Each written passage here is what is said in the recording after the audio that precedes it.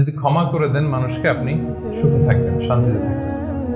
আমাদের হয় চলতি পথে আমাদের বন্ধুদের মধ্যে বা আমাদের প্রতিবেশীর সাথে বা আমার কলিগের সাথে বা আমাদের সমাজে অনেকের সাথে অনেকের নানা সময় এমন বিভেদ ঝগড়া এটা তৈরি হতে পারে, ফলে মনের মধ্যে ক্ষোভ, অশান্তি, ইভেন জেলাসিও আসতে পারে। কিন্তু এটা যদি আপনি কারোর প্রতি যদি রাগ, ক্ষোভ এটা পুষে রাখেন, ইট বার্নস ইউর সেলফ ইনসাইড, এটা ভিতরে আপনারা জ্বালাবে। যারে হিংসা করতেছেন, যার ব্যাপারে ক্ষোভ রাখতেছেন, এর কোনো ক্ষতি হয় না। ক্ষতি হয় যে এই ক্ষোভটা লালন করে, এই রাগটা যে ছেড়ে ফেলতে পারে না হৃদয় থেকে, যে মন থেকে মানুষকে ক্ষমা করতে পারে না, সে কষ্ট পায়, অশান্তি নেমে আসে, দুঃখ নেমে আসে। আর যে সিম্পলি ক্ষমা করে দেয় সবাইকে, সে মানে সুখী একটা জীবনযাপন করতে পারে।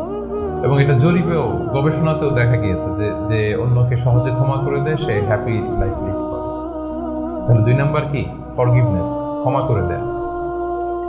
এটা আমরা রাসূল সাল্লাল্লাহু আলাইহি ওয়াসাল্লামের জীবনীতে যদি দেখি, রাসূল সাল্লাল্লাহু আলাইহি ওয়াসাল্লাম কি পরিমাণে যে ক্ষমা করেছেন, তো আপনারা নিজেরাও জানেন যে কত ঘটনা।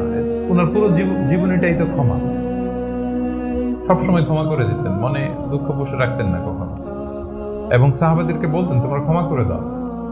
এক সাহাবী এসে বললেন, ইয়া রাসূলুল্লাহ, আমার তো অনেক কৃতদাস, ওরা শুধু কাজে ভুল করে, ওদেরও কি একটু পানিশমেন্ট দেওয়া উচিত না? রাসূল সাল্লাল্লাহু আলাইহি ওয়াসাল্লাম বলতেন না। তো কি করবো? ক্ষমা করে দাও। কয়বার করবো? বলে দিনে প্রতিদিন কমপক্ষে 70 বার।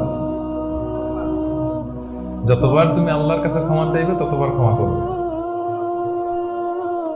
যতবার আল্লাহর কাছে ক্ষমা পেতে চাও ততবার ক্ষমা করবে। ফিলোসফিটা বুঝতে পারছেন? আমরা আল্লাহর কাছে ক্ষমা চাই, কিন্তু আমরা একে অপরের ক্ষমা করতে পারি না। আল্লাহ তাআলা বলেন যে তুমি ক্ষমা করো, আমি তোমারে ক্ষমা করে দেব।